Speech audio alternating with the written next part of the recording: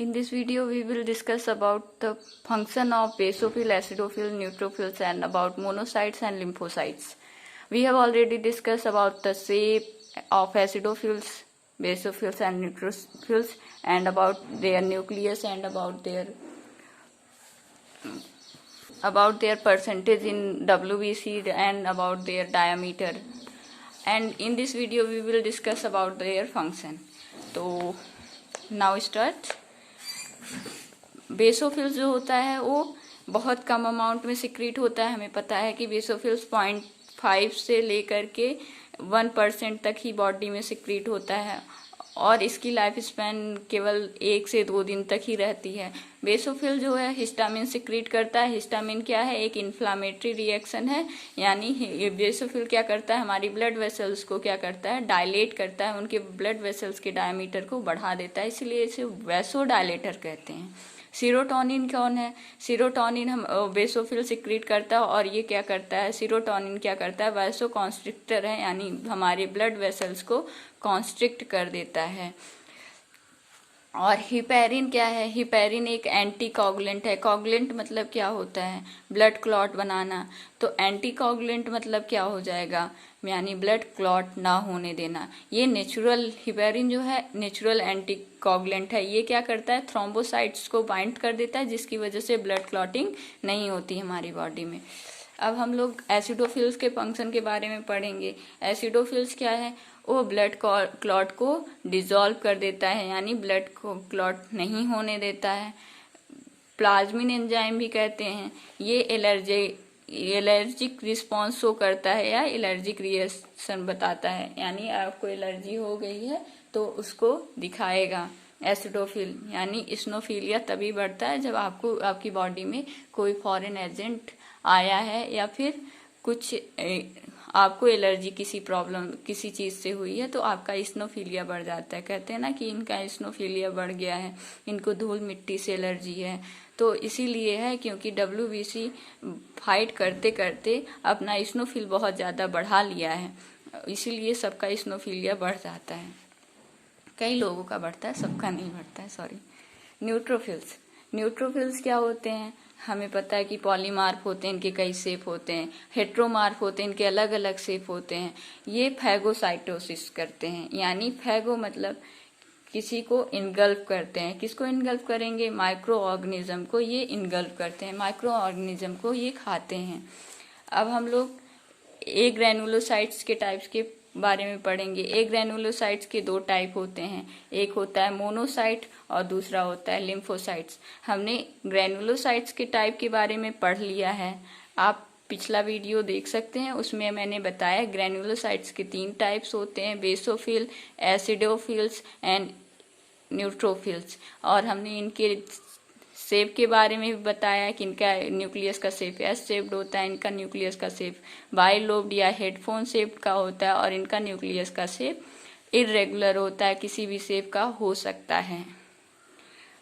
और अब हम इसमें मोनोसाइट्स के बारे में पढ़ेंगे। मोनोसाइट्स जो है 6 to 8% पाया जाता है और इनका size 12 to 20 micron in diameter होता है।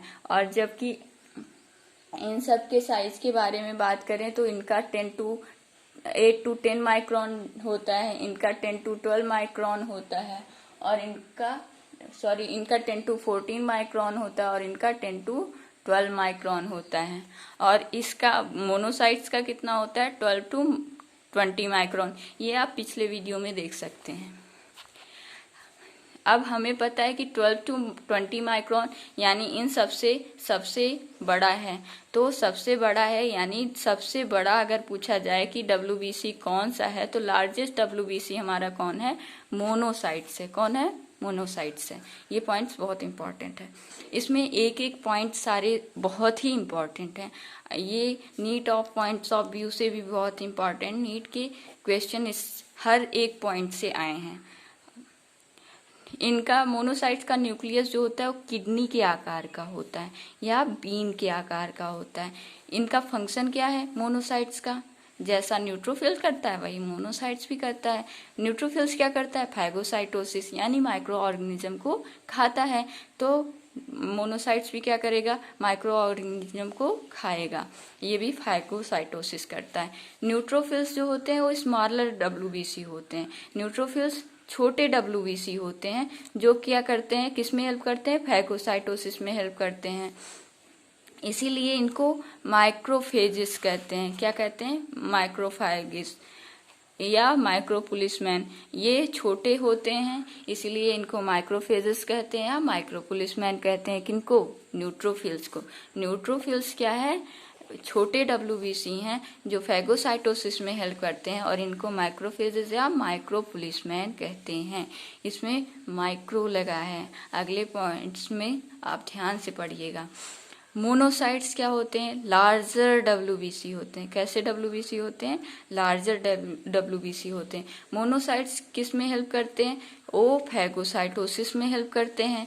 अगर वो फैगोसाइटोसिस में हेल्प करते हैं और वो लार्जर हैं तो उन्हें हम क्या कहेंगे, मैक्रोफेजिस। क्या कहेंगे, मैक्रोफेजिस या मैक्रोपुलिसमैन। तो मोनोसाइट्स और न्यूट्रोफिल्स ये मूविंग फैगोसाइटिक सेल हैं, यानी ये मूव करते रहते हैं, चलते फिरते रहते हैं। Now we will discuss about lymphocytes.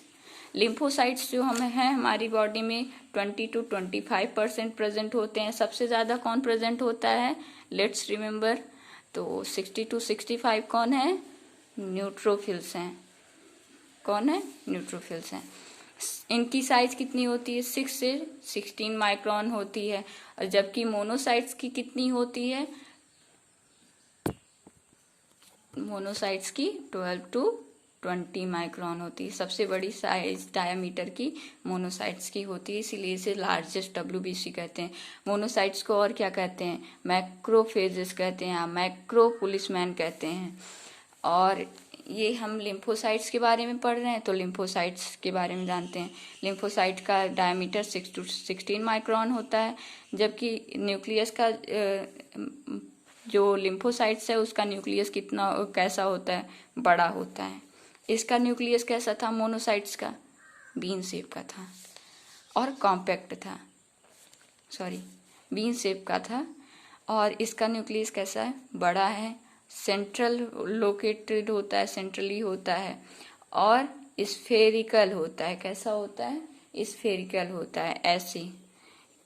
इसे कॉम्पैक्ट न्यूक्लियस कहते हैं। लिम्फोसाइट के न्यूक्लियस को हम क्या कहते हैं, कॉम्पैक्ट न्यूक्लियस कहते हैं।